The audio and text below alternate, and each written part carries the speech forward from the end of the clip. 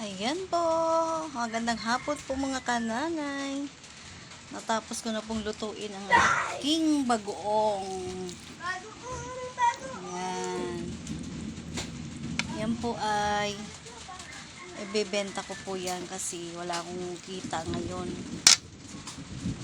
Hindi ako nakamasada dahil masakit ang aking balakang. Pinahinga ko muna. Kapag namasada ako masyadong natatagtag, sumasakit yung balakang ko. Kaya, yan, thanks God. Kanina nag-isip ako kung anong pwedeng pagkakitaan. Ayan, pinaisip sa akin ng Panginoong Diyos na magbagoong ako. Luto ako ng bagoong. Para na rin po itong binagoong ang baboy kasi marami po siyang sahog. Ayan po. Ayan. Ayan po mga kananay mo.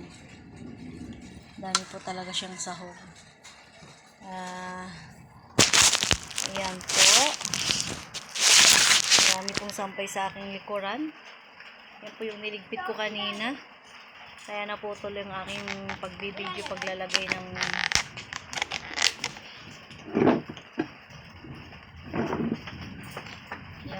bagoong sa lalagyan.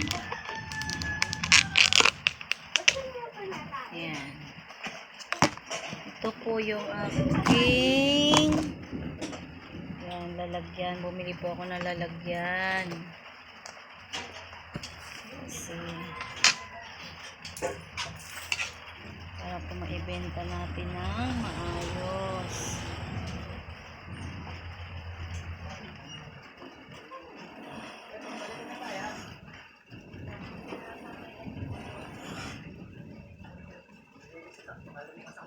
Ayan na po.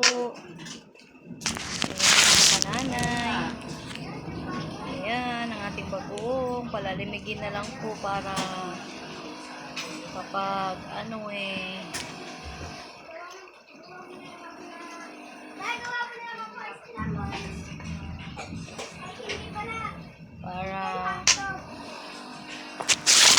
mga kananay natin bagoong. Nakikita niyo po ba? Ayan. Diba?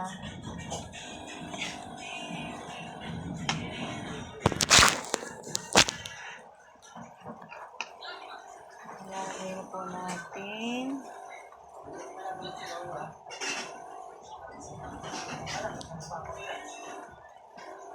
Parang binagoong isda na rin po ito.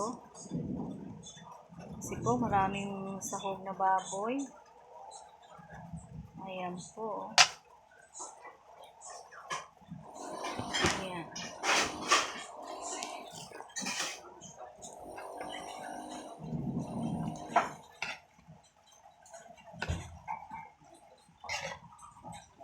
Ito po yung binagoongang maraming sahog na baboy.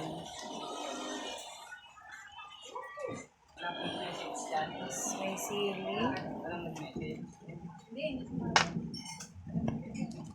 Yan.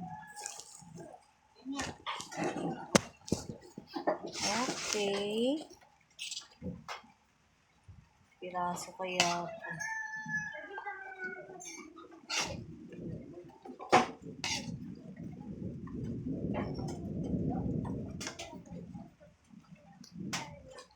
Ayan. Ang dami po talagang baboy. Halos puro baboy po talaga siya. Kaya naman ito.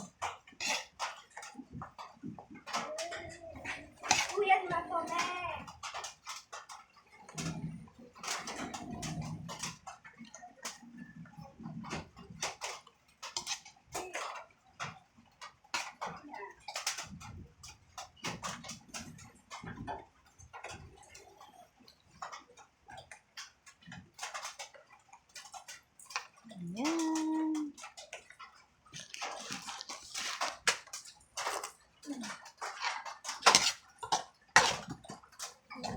Ating bagoong na maraming baboy.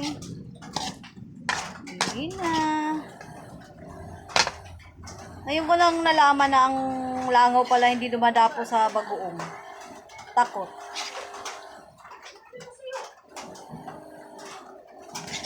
ikot. Ayan.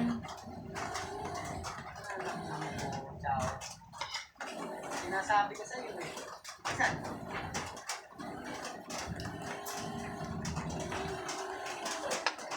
Ayan, mga kananay.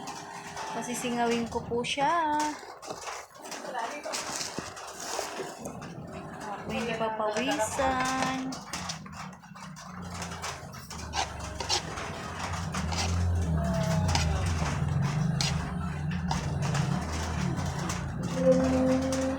Muulan na po. Muulan na.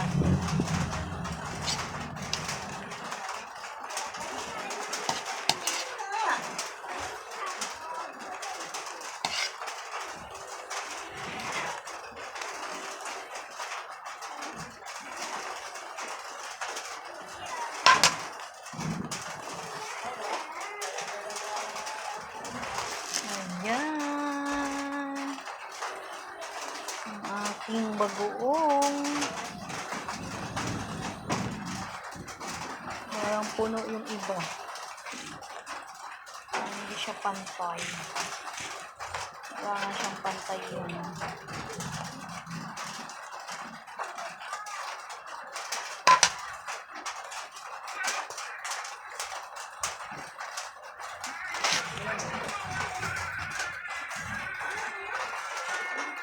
Ayan, bali po ang nagawa ko ay 1, 2, 3, 4, 5, 6, 7. Bali 8. 8 lalagyan.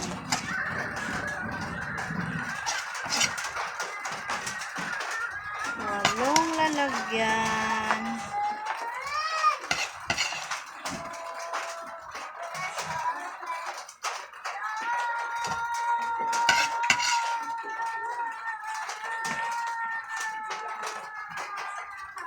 Babay muna mga kananay, palalamigin ko muna tong aking ginagawa.